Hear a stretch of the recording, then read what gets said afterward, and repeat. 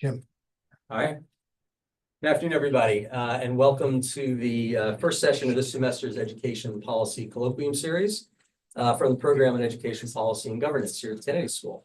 My name is Jim Pizer, and it's my privilege to host these events this semester in collaboration with PEPG's leaders, Marty West, who's here today, Paul Peterson, who may or may not be on the Zoom, but who's out in California, and the whole PEPG team. So thank you very much for being here.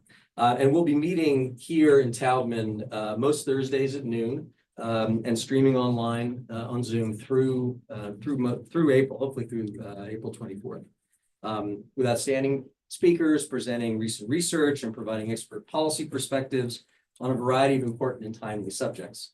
We're hoping to have the full schedule finalized and posted shortly, but topics include school choice, post-COVID learning recovery, federal data collection and research, early college, and many more. Next Thursday's session will have an international focus featuring Dr. Isabella Munivar Escalante on the efficacy of Catholic school education in Chile and lessons that we might learn for effective schools here in the United States.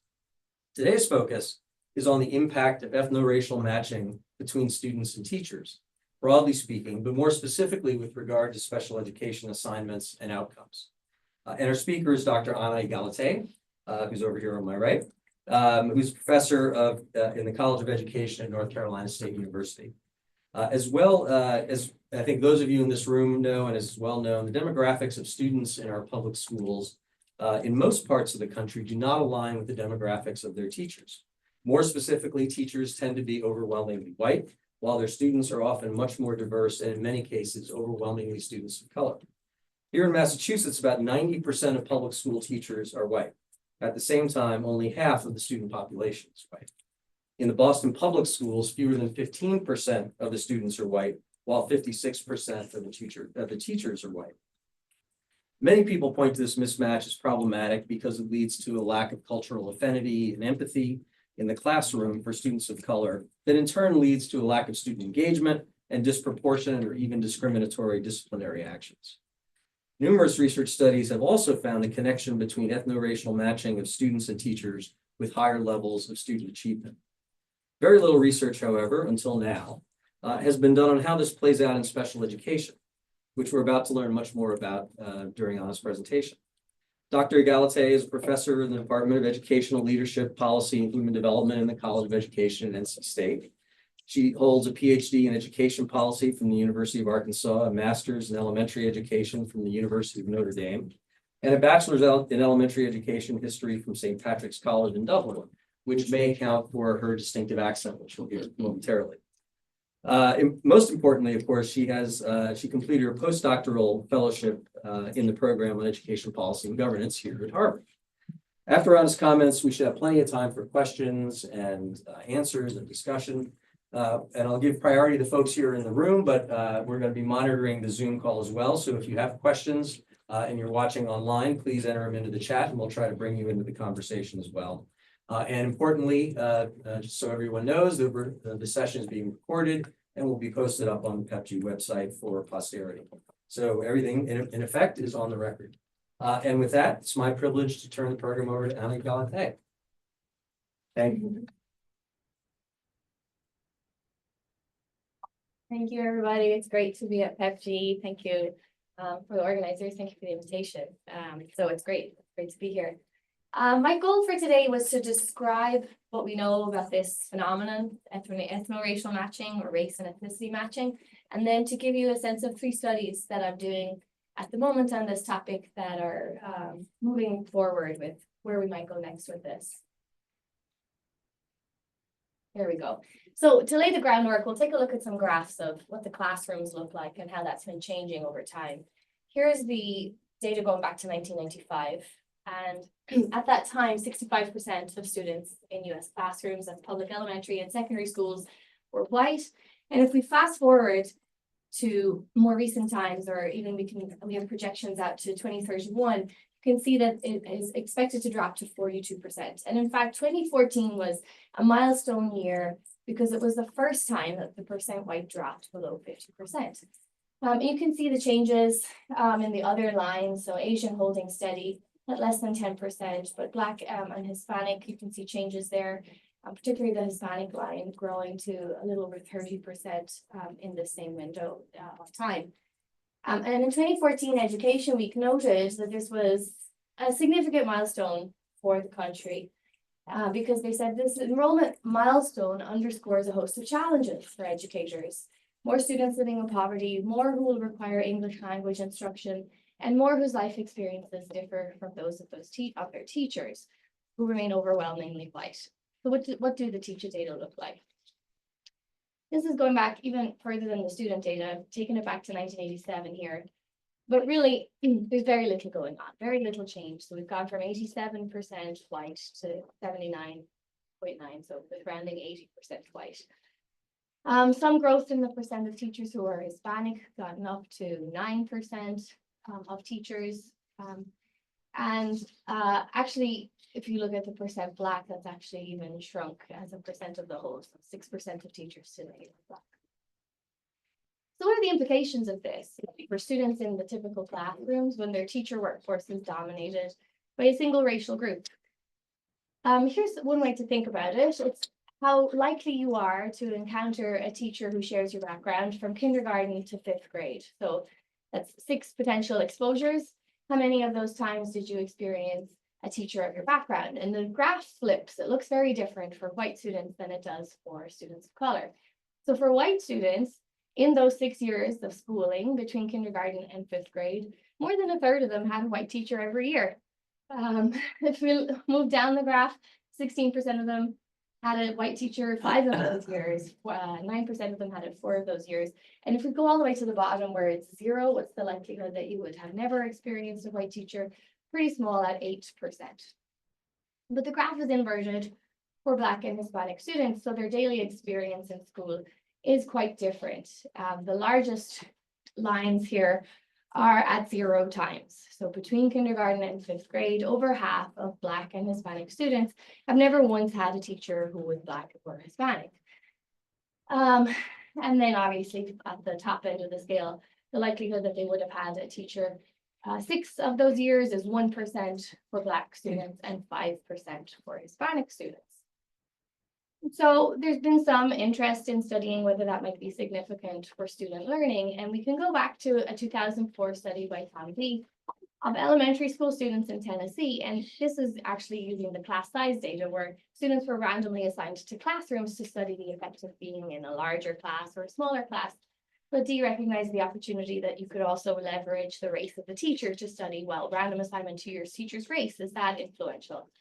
And at that time, it was reported that math and reading achievement improved by about 3 or 4 percentile points for those students assigned to a same race teacher. And because it was Tennessee in this data set, they were really only looking at white and Black students.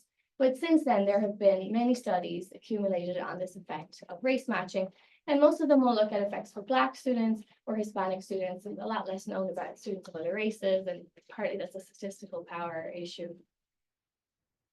But I've tried to summarize the research base visually here. So these are area graphs. So the height of the bars tell us about the size of the effects. And we can translate these all into standard deviation units. Here's Dee's Tennessee study on the far left. And I've color coded them to green for positive, red for negative. And then I guess PowerPoint turned it to blue. The null effects there in the far right hand side. The other thing about the area graphs is that the width of the bars is also signaling some information. So it's the size of the samples. So the 2004 study was influential because it was the first one on this topic. But it was a modest sample size. And we've had statewide studies since then. So we may want to account for that when we think about broad scale effects of a policy, maybe that might be to increase diversity in the teacher workforce.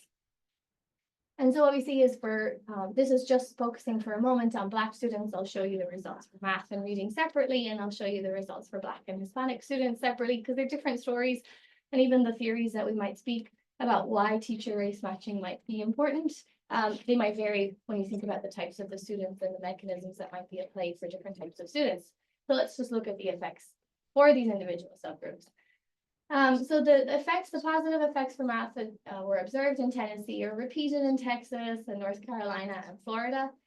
Interestingly, those two negative effects, I mean, they're modest, 3% of a standard deviation, but they were both high school samples.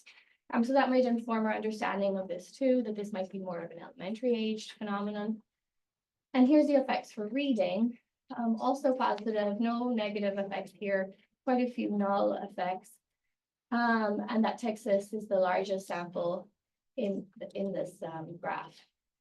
So the takeaways for Black students is that it appears to be positive, particularly for elementary age students in math and in reading, perhaps more consistently so for elementary students in math than it is in reading.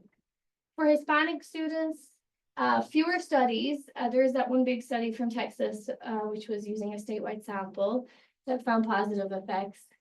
And positive effects also reported in the LA using that sample. The difference between these two Texas bars, one is grades 3 through 6 and the other is grades 7 through 9. And then for reading for Hispanic students, we have this one study with a negative effect in Florida, and that was a study that I was a part of. And it sort of got us prompted about thinking about how we're defining the match. So that's one of the studies that I'm going to talk about today. That's a new direction that's going to add some more nuance into how we think about matching a Hispanic student, and in particular, taking into consideration Spanish language proficiency among the teachers to see if that's influential. So may I ask yeah. one clarifying question along the way? Are all of those studies looking, or I guess another way to ask it, how is the treatment defined and is it consistent across all of these studies? Is it 1 year of being assigned to a same race or ethnicity teacher, Yes, regardless of whether you've had one before? Because yes. uh, For the most part, they use student fixed effects, and yes, it is measured as a 1 year exposure, although there is a long run study that I'll show in a minute where they looked at least one as the intervention, so at least 1 year in your elementary school years. They found no benefit from having multiple years. Yeah. Well, so that's sort of the type of pattern that I had in mind, because these studies could be lumping together a lot of kids who it's their only exposure with kids who it's their fourth or fifth Yeah. exposure. And that could explain differences in what you find. Yeah, that's a great point. And that would be something that you could unpack with a statewide data set where you can observe them year after year. So that's a good point. So it became obvious to us that we needed to look beyond test scores. We relied on student surveys of their classroom experience. So it's a classroom fixed effect model. They're describing the same teacher, but some of the students in the classroom have a match with the teacher and others don't. And this was a MET-funded study, the Measures of Effective Teaching Project, and it was in 6 US school districts. And what we saw was there were differences in how students described their effort, how happy they felt in class, if they felt like their teacher cared for them, if they felt motivated by their teacher. And they were also asked to respond to the question, because of my teacher, I think more about going to college. And we found that for Black females, that was increased in the classes where they had a Black female teacher. Something else that was something new that we did in this paper was by including gender in the match. So we looked at just the race match by itself, just the gender match by itself, and then the combination of the two. For Black females, that was when the effect was the largest, when it was combined. And we weren't the only people to do studies looking at non-test score outcomes. So there have been all kinds of outcomes examined, looking at disciplinary infractions or the likelihood of being suspended, looking at attendance records, and calibrated these to be percent point changes so that you can get a sense of magnitude or scale. They're all pretty small, but with the exception of these very important outcomes here at the end. So this is the long run study I was referencing, where they looked at the likelihood of enrolling in college, and it's a 6 percentage point advantage for students who had at least one race match teacher in their elementary school years. And then high school graduation was a 9 percentage point advantage relative to other students who looked like them who did not experience a race match in their elementary school years.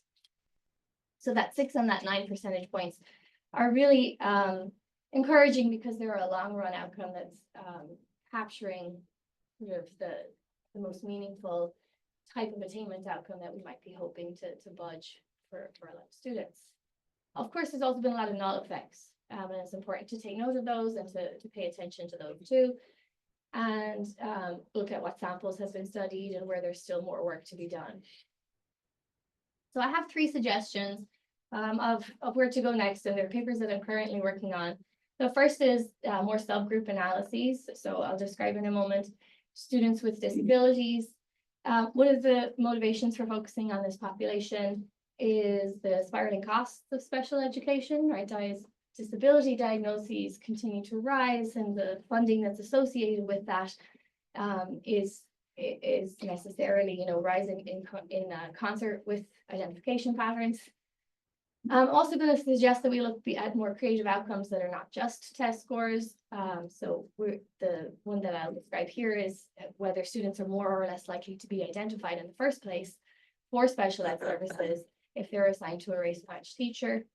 And then that third one is improving the quality of the match. So for Hispanic students, there's all kinds of differences within that category. That related to nationality or country of birth or language or cultural traditions in the home that might look like a match on paper, but in reality, they might share very little in common with that teacher. So the first paper is co-authored with Michael Gottfried and Daniela Barriga. Daniela was a graduate student at NC State at the time. Michael is a department head at Penn. And this is just looking at the same question as we had previously been doing with the general population, but this time looking for students with disabilities as the population of interest. And we don't just look at test scores, and I think moving forward in this area of research, it's important to incorporate multiple outcomes. So we report results for attendance and suspension and graduation rates too. And then we look at all the different various subgroups that we're able to identify in data, so defined by race and ethnicity, low income status, disability type, and at the age of the student, their grade level. And then we also consider school size and school racial makeup. The motivation for including this third research question is that there's a lot of literature on disproportionality in special ed identification and why some students would be identified in a certain type of school but not another. So what's driving these disproportionalities? And there was some work that showed that the racial makeup of the student body is influential. So being the only student of your type sort of makes you stand out and draws attention to yourself. And so perhaps that invites more of a likelihood to be referred for special education, whereas you get lost in the crowd if everybody in the school looks like you, shares your background. So there was some theory on that and sort of some early work that suggested it might be important, so we included it as a subgroup. And the prior literature has focused on students in the general population, but we thought it would be interesting to look for effects perhaps for students with disabilities, and particularly by disability type, things like having a communication impairment. Would that be improved by having a teacher who finds it easier to understand sort of the references and the cultural background of the student? There's one other study that has done something similar to this, but it was limited to kindergarten students. And the outcome that they looked at was reading and math scores, and also how the teachers described the students' social emotional skills. They found no evidence of any changes in those outcomes. Well, like I said, it was just kindergarten students. So the data that we use comes from Massachusetts, who've been wonderful to work with, and the data is so nicely organized, and the code books are complete, and really positive experience. Thank you, Massachusetts. And like I said, the outcomes are test scores, attendance, suspension, and graduation rates. Why Massachusetts, you might ask? Part of it was that they were such a great partner, and they released their priorities, their research priorities, and our questions aligned with those. And so if you can develop a partnership that's mutually beneficial, you can get your data with no data access fee. So that was the part of the reason. But another reason is Massachusetts is a good place to look at this, because it's sort of on the extreme right tail of that representation gap. If we look across all of the states, public school teachers are about 27 points more likely to be white than their students, which is large, which is a big gap. But in Massachusetts, it's even larger. We're on the upper end of that scale, between 30 and 39 percentage points of a gap.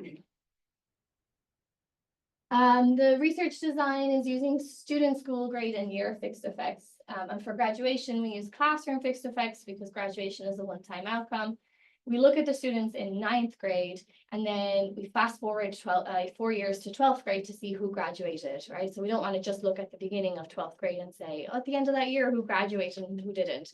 The thinking is that exposure at the beginning of high school might be sort of a protective factor against dropout for these students.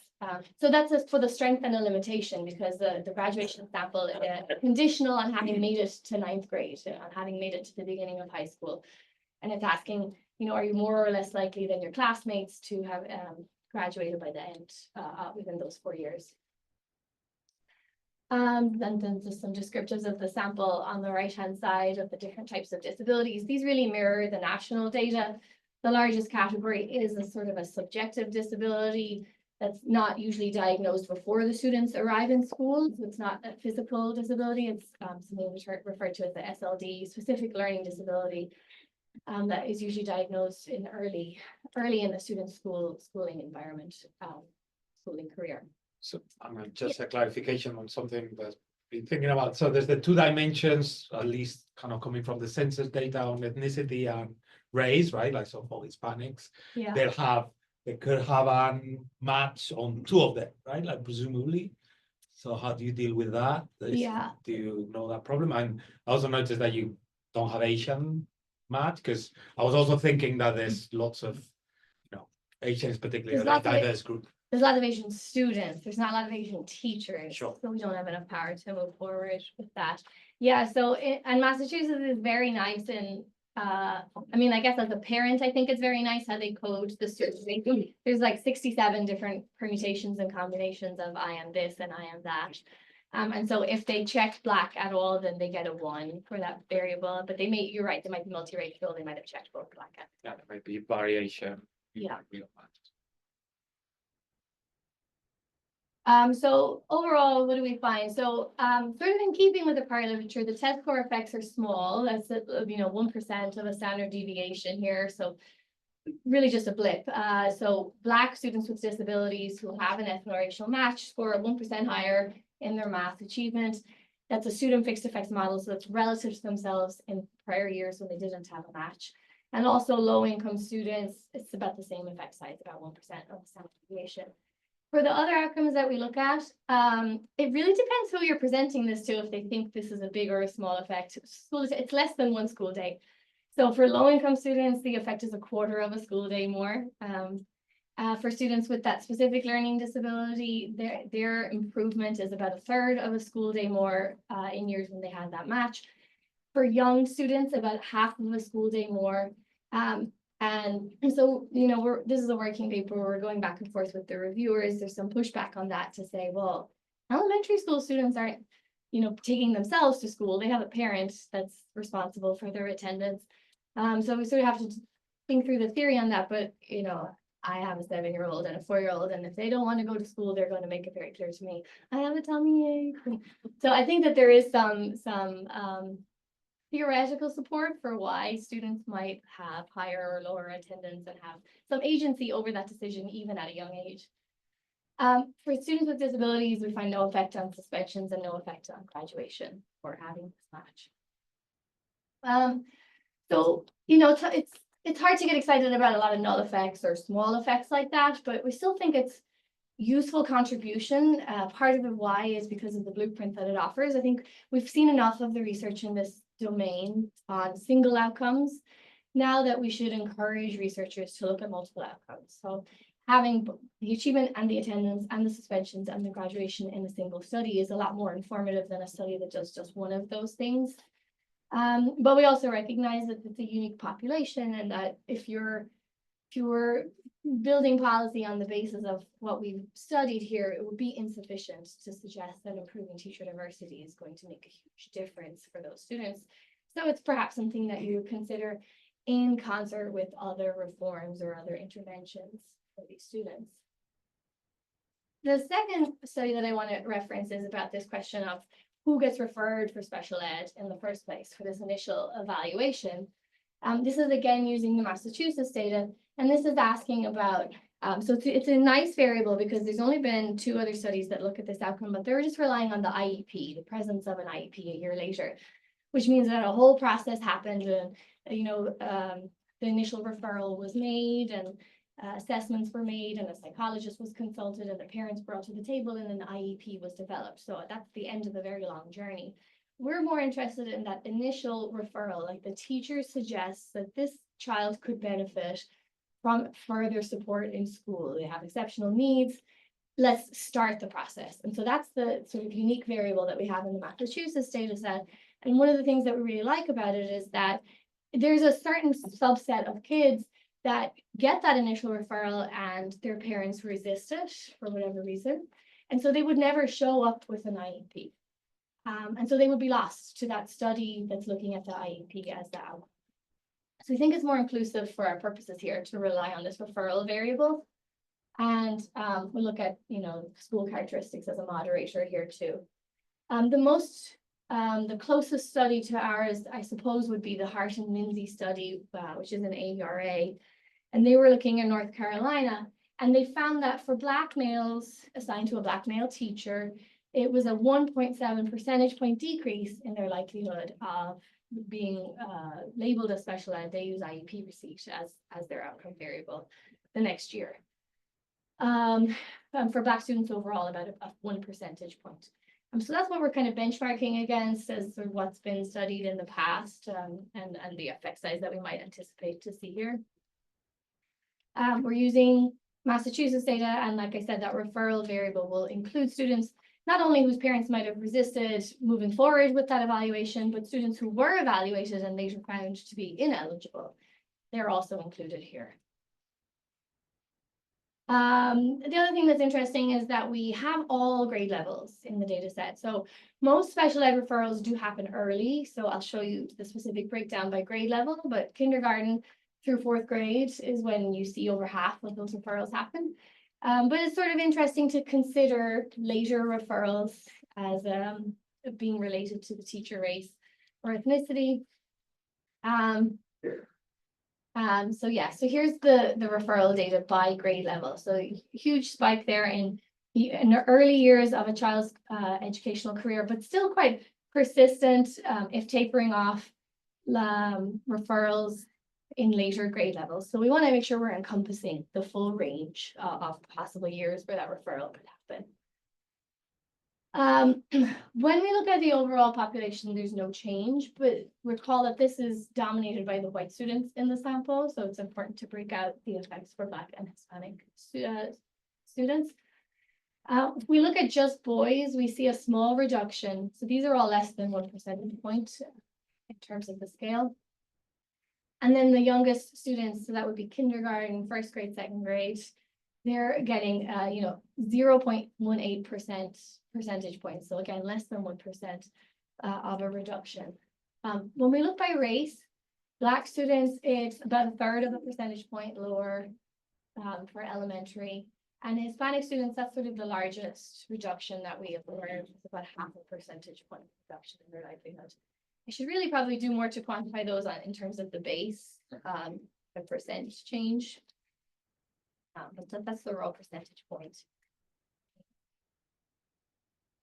So sort of similar to what we concluded in the first paper is that race alone is not going to be meaningful in isolation, but it's part of a contextual factor that is significant in one way in terms of disability diagnosis. And so it's a little concerning that something so influential would be influenced by teacher judgment, that there's any effect at all. So I think there's more to be understood with that, and so in terms of what are the implications of this, I think reviewing the referral guidelines and finding that sweet spot between teacher autonomy and teacher judgment versus having a checklist of this person should be referred because they exhibit the following behaviors or patterns. The third paper that I wanted to describe is improving the quality of the match. And so this is a paper with Michael Gottfried and Jennifer Freeman. They're at Penn. And we're looking at a sample of students in a district in California where over 2/3 of the district is Hispanic students. And it's a unique data set because we have information on the students' language ability. So those that are classified as English learners, of whom 97% are Spanish as their first language. On the teacher side in the data, there was an opportunity for the teachers to get a bilingual authorization that we're inferring as their proficiency in Spanish. So we have information on the teacher's ethnicity, but also information on whether or not they hold the certification. that suggests that they would be proficient in Spanish. And so we're interested in this question, in particular number 2 here. So we will repeat what we've done in other studies where we look at the overall match based on just Hispanic student with Hispanic teacher. But in number 2 here, we say, well, what about this linguistic match as a further nuance that might help us understand what's going on for Hispanic students? And, is there a difference in the effect if there is one at all?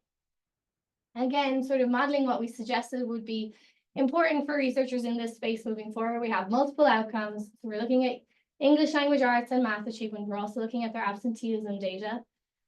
This is just one district, 13 elementary schools in California. The district is 70% Hispanic, and we're looking at grades 3 through 5. So the types of matches that we can see, we've got whether the student is an English language learner, matched with a teacher who's Hispanic, and the teacher is also certified we know that they speak Spanish because of that certification. Then we'll also look at student is an English language learner, teacher is not Hispanic, but teacher holds that certification because there is a subgroup of white teachers who hold that certification. And then that third group is the student is not an English language learner, so they're just a Hispanic student. Their teacher is Hispanic and their teacher is certified in Spanish. So parsing those 3 types of matches, I think, will give us a little bit more insight into what could potentially be driving match effects sort of overall. Adding attendance is just a nice little extra data point. We developed a theory for why that might be important about improving sort of the student's attitude about school, which is the first step towards learning, actually wanting to be there. And then maybe it's related to teacher expectations that the student will be at school and, pay attention and give their best effort. We're the first paper that's going to look at these outcomes in relation to the shared language. There are some other papers that look at teacher perceptions of the shared language. So here's sort of this is the least developed of the 3 papers that I'm showing, but I do want to show results. They're all 3 working papers. I would be happy to share drafts. I'll post my email address on the last slide. But this is the main effects. So this is looking at students who are English learners, Hispanic students, when they are assigned to Hispanic teachers who hold this language authorization. We see a boost in their math test scores, so not insignificant, of 29% of the standard deviation. But when the teacher does not hold that authorization, it's just a null effect. Right? So it seems to be that authorization is important. And then that third line of the table is saying, well, the teacher is not Hispanic, but what if they do hold the authorization? Is this fully driven by maybe translation services that the teacher is providing? And we have a null effect. So it seems to be this combination of the ethno-linguistic match, the 2 things being in common, where we're seeing a difference in the student test scores. So the big takeaway that we have from this is that we would be underestimating the match effect if we had just looked at Hispanic student with Hispanic teacher. Having that extra information on the teacher's language authorization is super helpful. No effect on English language arts and no effect on absenteeism outcomes. So, right on time, Jim. Very good. I'll turn it over for discussion. I put some thoughts for us to kind of give us direction about where we go, and it's a very interesting time to even propose that there should be policies in light of this. But here's what I propose: that the lack of racial representation is a challenge, a national challenge across the country. What might contemporary policy activity take? In the past, we've seen the federal government fund teacher training programs at HBCUs as a way to address this. Don't think that would be authorized in the current climate. So does the U.S. Department of Education have a role to play, and what should it be? And maybe it's limited to evaluation of possible solutions. But I think no matter what we decide on the role of government here, it's nevertheless hard to ignore that it is a representation challenge. There is a discrepancy there. So do private foundations hold the ball right now, or whose responsibility is it to devise and inform and evaluate solutions moving forward? Great, thank you very Thank much. you. And why don't I kick it off with a question, but please think about what you all might want to follow up on. One, and this is sort of getting back to the special education part of the studies that you've been doing. there's sort of this implicit belief that a referral and or a placement in special ed is kind of a bad thing. Meaning that it's, somehow sends a signal to others that you're not smart or that you can't do things that others can do. And there's certainly a lot of evidence that that is true. On the other hand, the specialized services that one can get because of a special ed designation, including, much more one-on-one attention as well as specialized services from people who are specifically trained, presumably is an asset as well. So I guess my question is, how should we interpret or how should we think about the finding that there is a disproportionate referral of non-white students by white teachers to special education? Is a problem that needs to be solved or something that may need further research to understand whether this is actually benefiting those students over time? So it definitely varies by parents, and I think the expansion of education savings accounts and other options where parents walk away from IDEA in favor of a set amount of this is the money, go spend it at a school that you choose. I mean, I think that will be really interesting to track as those programs expand to see if parents, how much they value what they're getting in the district. And I think patterns by school and patterns by district will be really informative for inferring quality of the special ed services that they were previously receiving. So we were hired in North Carolina by our State Department of Education to follow up qualitatively with parents who left the public schools for vouchers in North Carolina, because, and I mean, respect where it's due, our State Department of Education wanted to know why, how did we fail them? So I think a lot of states could benefit from that approach of sort of exit interviews for special ed parents of understand you're making this move, what's it driven by? It could be other factors, but parsing that will be informative. There's also just the cost element, I think, of how accounting for special ed services and special education students, regardless of the degree of their disability, on paper receive the same amount, but in practice, the services vary greatly. And so parents might not be feeling like that they're getting the value for what on paper is being allocated for their students, that it might be being soaked up in other ways. So more transparency in the accounting, I think, is sort of an implication for districts there too.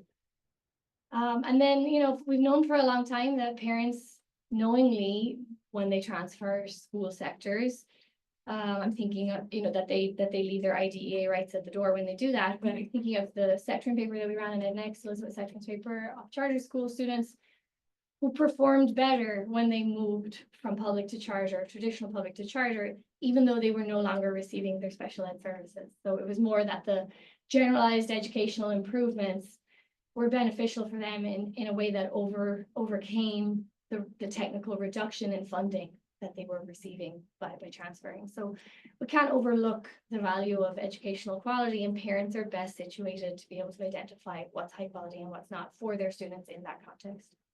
Right. Marty, you have a question?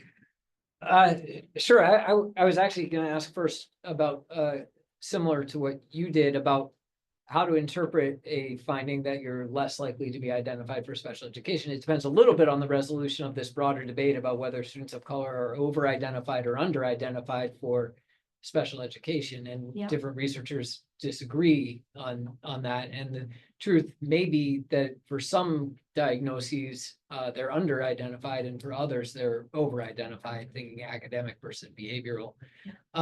So that leads to one suggestion, which is, can you look at different types of diagnoses in that analysis? And in particular, if you're arguing that this is coming down to teachers using discretion in some way, it seems like some diagnoses are more subjective than others. And so that might be another way to get at what's going on. Yeah, we haven't done that, and that would be something that we could follow up with of those that go on to have an IEP. What is it for? Yeah. Thank you. Why don't you take over moderating the questions? Sure. So I'm not the bad guy. But I had the opportunity to work in Boston middle schools decade or so ago as a mentor for teachers. And there was a stated position in the school that African-American students shouldn't be referred for any psychological testing because their parents, for all sorts of reasons, would react very negatively to that suggestion. So it seems to me that in addition to looking at the teachers' behavior, there needs to be an investigation of what the parents' positions are towards any kind of referral services, not for all sorts of reasons. And the other thing is that it seems to me that as a school teacher for 100 years, that the relationship between students and teachers is so complicated that to take only one aspect of it, race, and not include other terribly important aspects, gender, ethnicity, in the case of students with disabilities, teacher with and without disability, that you're not getting a sufficiently robust picture of what's actually going on. And what you may be observing is a positive effect. Yeah, I agree the quality of the matches should improve. One thing that's sort of interesting to me moving forward in North Carolina is that we're building a longitudinal data system that will merge the school records with the tax records.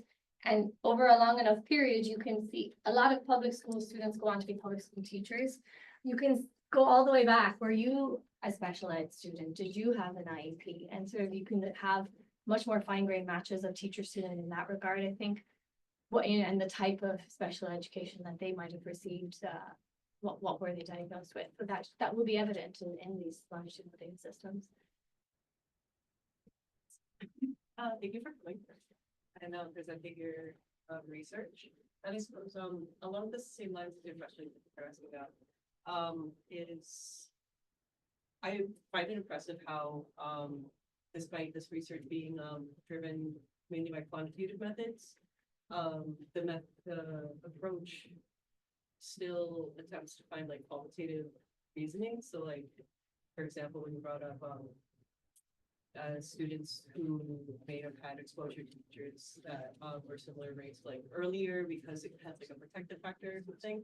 I wonder to what extent your research then or when you as a researcher may decide or consider qualitative methods or reasonings, and then like if you get to a point where you're like, well, why? You know, this has happened, and how do I, even though this is like from very like national or in Massachusetts like state level, we can kind of like big stage. So Yeah, no, I agree that there's value in sort of creating these teams of evaluators where you can consider multiple questions, and it's always important to understand the why.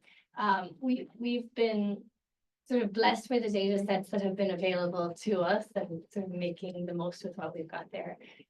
But in other evaluations that I'm a part of, there's always a qualitative component of that implementation part on the ground. And part of the challenge with that type of work is it's very expensive to do massive focus groups or interviews, extended, transcribe and coded for themes, and there's certainly value in the work. I just haven't been able to incorporate it into these papers. Thank you for presenting your research. I'm wondering, in addition to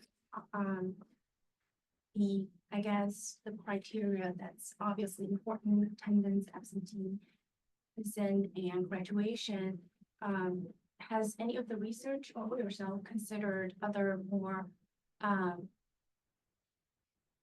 guess, more important criteria by a lot of, I guess, family members, such as mental health, how students see themselves, like self-esteem, those kind of, or social emotional well-being, those kind of criteria. How does that, what does the research team around this, because you're one of that community, consider those criteria? And then also to follow up with the first question around the data, you mentioned that there wasn't enough, there weren't enough Asian teachers. So there wasn't a possibility, I guess, for the matching, but with 5 million Asian students in the country and a disproportionately bigger percentage in Massachusetts. How do you think the small number, because it's not zero, the small number with the difficulty of matching, how does excluding that small number, I guess, what's that process of decision making for you, and how do you think that affects the data in the end? Great questions, thank you. So two-part answer. The first is that qualitative sort of student social emotional outcomes. We did have that one paper where students reported on feeling cared for in class by their teacher, which was insightful because that there was a racial difference there. What's intriguing to me is that it's the same teacher. So the white student in the classroom and the black student are saying, I feel like my teacher cares about me, and they're giving different answers and it's associated with their race. So there's something being communicated there about how the teacher shows that care or how it's perceived by the students. That's sort of insightful that we could unpack further. On the question of Asian students, we excluded them from the study in Massachusetts because there were insufficient observations on the teacher side, but we did include them in Florida. And we found the largest effect of our study was in high school math for Asian students paired with a math teacher who was Asian. And they had the biggest of positive effects on their learning. So that is where the qualitative research would come in to unpack what is going on in those classrooms and building the theory around that. Is it a role modeling effect, or is it something much more direct and sort of mentorship of see me after class, and or related to you're in my after school club, and that multiple exposure throughout the day is sort of motivating the student to put forth their best effort when they're doing the homework and the assignments for that class. I think the Asian question also falls victim to what we ran into with the Hispanic, which is it's not enough to just say that's a match or that's not, because there's so many cultural backgrounds that are captured under that one heading. The very first graph you showed depicted demographics of schools over time, say 30 years. How much of that change is explained by the national change demographics versus white kids going to private schools? Yeah, so it is public school data. It's mostly driven by immigration for the rise in Hispanic students, and also just family patterns of who's having children and having larger families. So it's a much larger trend. And I don't think the numbers moving to private are large enough to fully explain that, but yeah, I could parse it for sure. I mean, the overall share of students enrolled in private schools has come down a little bit over that period, from a little above 10% to a little under. And the demographic mix is more representative than you might expect and hasn't really changed much. So I don't think that would be the big factor. Maybe in individual communities, but Yeah. as a whole, yeah. So I'm interested in the Spanish teaching certification and what that's capturing, because you say you use it as basically a proxy for, I think, just how good a speaker of Spanish is. Mhm. Of course, there's some selection, right? Like, so I wonder if you could test whether it's the most Spanish or the best teachers in other dimensions that are opting in to get these certifications, or I guess this would contradict the null effect for the non-Hispanic certified teachers, but whether they, possibly even learning something when obtaining this certification, right? Like there's not just these, they're actually better speakers of Spanish, but they're learning something about how to relate to Hispanic speakers. I don't know if that changes your story, but the first thing may be important, right? If you self-selecting. Yeah, that's a great suggestion. We could maybe look at value added score for those teachers to see what types of people opt for that authorization, because it's not mandatory. They're certainly selecting into it. Yeah. So this is maybe, well, first of all, thanks for being here. This is really interesting, and I'd love to see the working graphs of your research. But I think I'm most curious about the decrease in referrals by teachers who are an ethno-racial match. I wonder why that is. It could be, I don't necessarily know if it could be called like a cultural sensitivity, but I also wonder if like maybe looking into, and this would require a lot more qualitative analysis, so it would be much more expensive. But interviewing like the educators themselves or like their parents and families, the spec ed teachers to see what they believe would be the benefit and how long the process takes. Because maybe in practice, like I was just teaching for a couple years before coming here, maybe in practice, unfortunately, on the ground, there's such a constraint of time and staff at the public schools that at least I was working at, that maybe in practice, they don't view that time outside of the classroom with other students as like very beneficial. So there's all of that playing in that I think that the folks who work in the schools would probably know best. And also about the bureaucracy and the time involved in passing, and getting an IEP approved, getting an evaluation, all of that stuff. So I wonder if that could play a role in explaining that decrease of referrals. Yeah, thanks for that. That's very helpful context to consider. I think this is tied up in the debates over the least restrictive environment. Yeah. And there's pushback now, it's sort of related to Title I funds, they prefer pull-out instruction because on an accounting scenario, it's easier to say we only spent the money how we were supposed to spend the money. Yeah. So I mean, I think there's probably teachers that look at that and say it's more time out of class for questionable value of the services that they might receive. So it probably varies by school and by district. And you'd probably have more insight from veteran teachers who've been there for multiple years and are aware of the quality, their perception of the quality of the special ed services that were received. Exactly. And then I think in terms of like your last slide, just what do we do now? I think this is an extremely difficult time to ask that question. I was like teaching through Teach for America. So I guess programs like that maybe try attempt a more equitable lens in terms of like who they're putting in the classroom. But then there's that debate of even if it is an ethno-racial match at that point, how prepared are those educators to be in the classroom? Yeah. So I guess, nonprofits, grants from the federal and I guess state and local governments would be extremely important. And then also just understanding what those qualifications are, making sure that they somehow align with the priorities of the administration, I guess. Yeah, I think that people pushing for policy in this area need to be a lot more careful moving forward, because there was a tendency for a few years there to say teacher diversity is teacher quality. And that's ignoring so many other aspects of the teacher and their preparation and their ability in the classroom, that I think is important to point out that all of those studies that I graphed on those area graphs are conditional on teacher quality, right? So after accounting for prior, maybe in our Florida study, we accounted for value added with previous cohorts of students. What's the marginal benefit of having that match? So I think it's a little foolish to move forward if the suggestion is that that alone would be a reason to put money into a policy to improve recruitment and retention. Ask a question about some of the district level or school level data, and whether there are any patterns that might be emerging from that. In particular, whether there's a difference in terms of the racial matching impact in a school that is where the students are predominantly white or they're predominantly students of color, urban, rural. I mean, are there differences across those different categories, or does it seem to be relatively consistent impact regardless of the school demographics as a whole?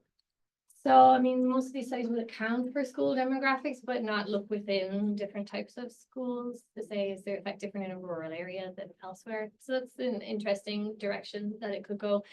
I saw there's an educational inequality seminar that UNC Chapel Hill holds. It might be on Zoom, I can send the information. But Constance Lindsay is presenting this week. And she has a paper with Seth Gershenson where they look at peer learning among teachers. So it's looking at white teachers who've had a lot of colleagues who are teachers of color to see if they do better with their students of color related to their exposure of sort of learning how to be a better teacher with different groups of students. I think that's maybe a little bit related of accounting for sort of other factors. But you could imagine, I think this could work probably in both directions, right? But you could imagine that a white teacher working in a school that's an urban school, let's say, that's 80 to 90% students of color might have a better affinity for students of color, regardless of whether she's white, black, Latino, or Asian. Whereas if you're in another setting where you're a white teacher in a predominantly white school and there's a few students of color, that it might be less, you might have less facility with those students and less success. Again, any hints or hypotheses you might have about that? I think it raises a good question about teacher quality is not necessarily universal, that someone who's effective in District A won't necessarily have the same level of success in District B, that some part of the quality of a teacher is learned in the context in which they're working. Certain portions of it will be transferable, but there's an element of it that's going to be unique. I don't know. Yeah, okay. So I have, I guess, two comments that I've been trying to think about how to make questions, so I'll just make them as comments, I think. And one, just Jim, on what you just asked, one challenge here in this whole body of research is that there are so many possible ways you can, I don't know, come up with hypotheses about where it might be particularly meaningful and where it won't. And these effects, for the most part, are relatively small. At least when we condition on teacher quality and you're looking at differences, among students with the same teacher. And so it seems to me that it's going to take a lot of, if we test all those possibilities, we're going to get a lot of chance findings and we won't know which ones to believe in. It will take a long time with quantitative methods only to make progress towards like zeroing in on the real pattern of variation. So I'm not usually one of the people who's saying, yeah, we need to do more qualitative work, but it seems like this may be an area where that could be really, really productive over time. The other thing I wanted to sort of ask about or try to ask about is that these studies are always motivated, like you did here, Anna, with the sort of lack of representation over time. And just sort of the share of the workforce that has a particular racial or ethnic identity and the share of students. It seems like what we really care about which is the matching, depends both on the overall representativeness of the workforce, but also on their distribution. So the distribution of students and teachers. And maybe we particularly care the distribution of students that get at least one match, maybe in their elementary school, if we trust that hint in your review.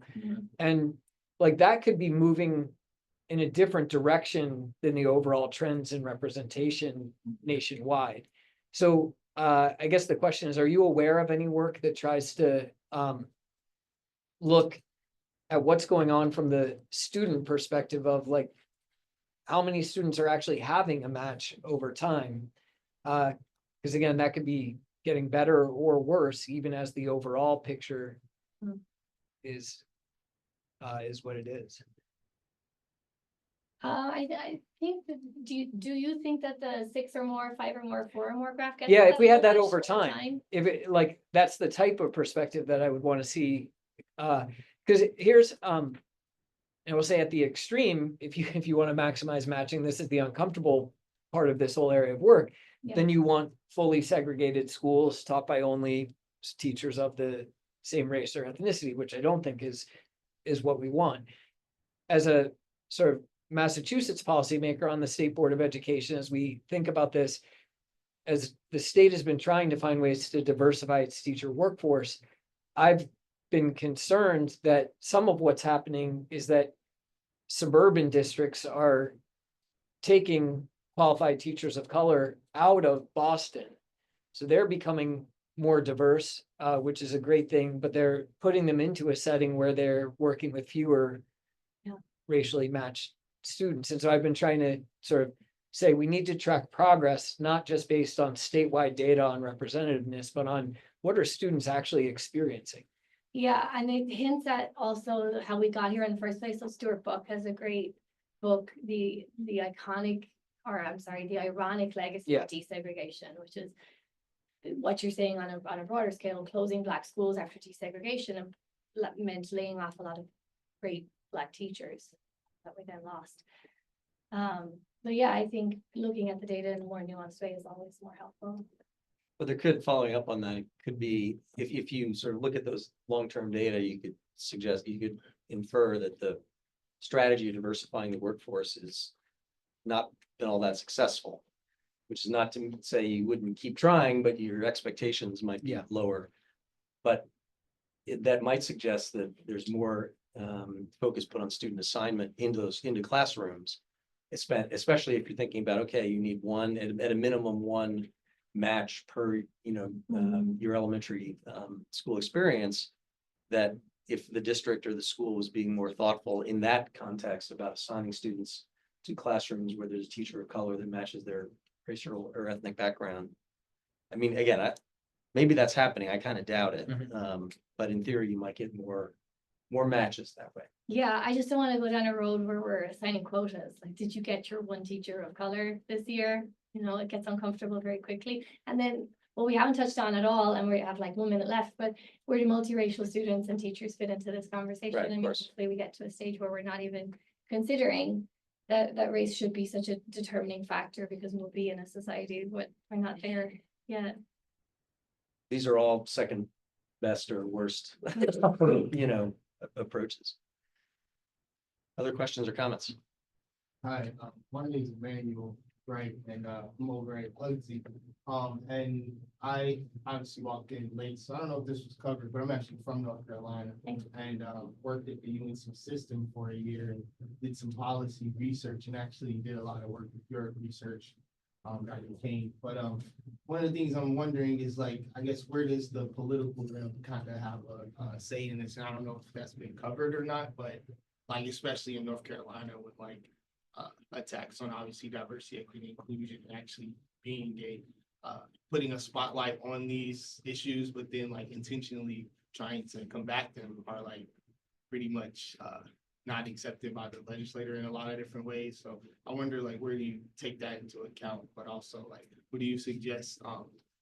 Because again, we're over at Hugsy right now, the Graduate School of Education, like looking to study these things. But I guess when it comes to a lot of these nuances, it's like left up for, like you said, chance in essence to get it. But especially in North Carolina, like the teacher population is not that diverse in certain counties maybe, but more counties than not. Yeah, I think we end up in a place like where we did with school desegregation efforts in K-12. So like, I live in Wake County, and magnet school priority is based on the socioeconomic status of your neighborhood, which is really done because it's a proxy for race.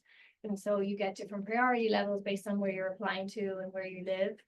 I mean, I think we could end up in a situation like that where we're looking for, say, a policy that wants to support the recruitment and retention of teachers of color would have to choose a different criteria by which to, say, fund scholarships for those people to go through an ed school, and then hope that those criteria are correlated with race. I mean, I think that's how you get to a race neutral policy that would still promote diversity. The question I had posed at the discussion slide was like, what role does government have moving forward, or does this fall on private foundations who want to fund something like a Black teacher pipeline, and make deliberate policy moves that are race coded, race based, that are awarding scholarships, for example, for teaching fellowships and things like that for people who meet a certain category. So I don't know what the future holds.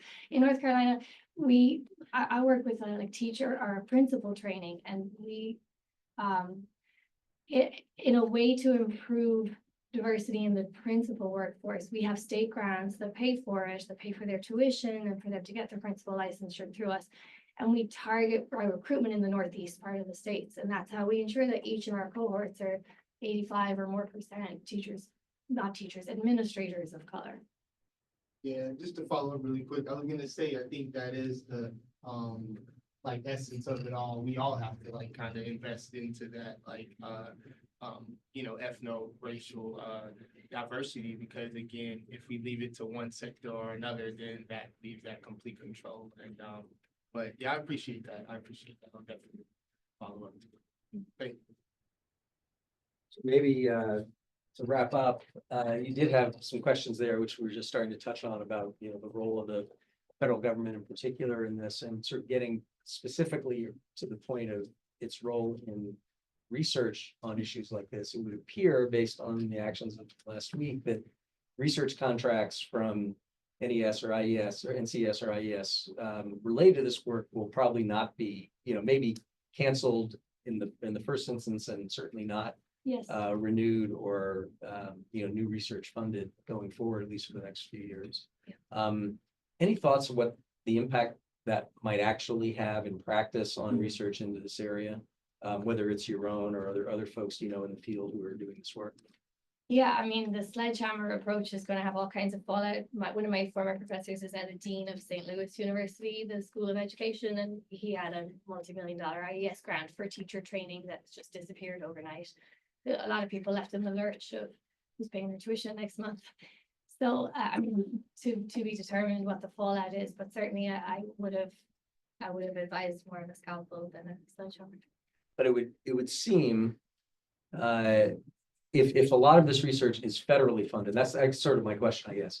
Is a lot of this research in the field, and I don't know whether that affects you directly or not, federally funded or supported in whole or in part, or is actually most of it privately funded or self-funded or? Yeah, it's through other both. I means? mean, the Spencer Foundation have put money into this and individual private foundations, but the big contracts come from the federal government.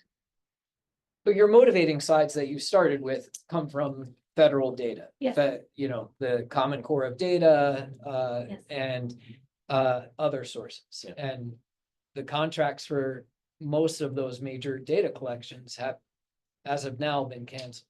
I think the key question is this some sort of attempt at zero-based budgeting where now people will be able to sort of say, no, we really need that one, and we'll reissue that contract, and we're just at the early stages?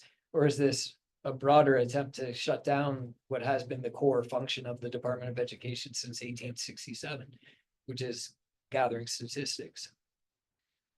Who knows? Well, again, thank you very much for being here. Appreciate all of you folks for attending. I actually didn't ask Michael if anyone was online with a question. Thank goodness. Well, Anyway, thank you very much.